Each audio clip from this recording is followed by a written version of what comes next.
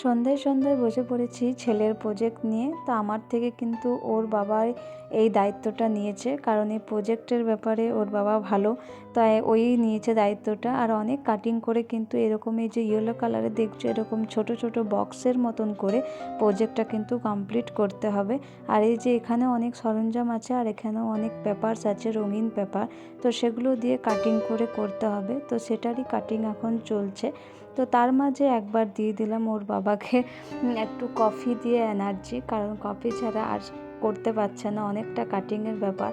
আর এই সকলগুলো এখন অভ্যাস চলে গেছে, একটু ধৈর্যেরও ব্যাপার আছে। তো আর এইদিকে আমি আর ছেলে বসে আছি দর্শক হিসেবে, কারণ আমরা দেখছি। আর ছেলে কিন্তু ফিনিশিং টাচটা ছেলেরই করেছে, কারণ যে লেখালেখির কাজগুলো আছে সেগুলো কিন্তু ও করেছে।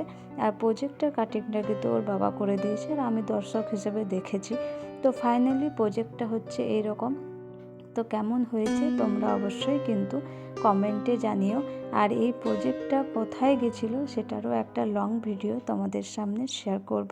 তো ভালো লাগলে অবশ্যই ভিডিওটা একটু শেয়ার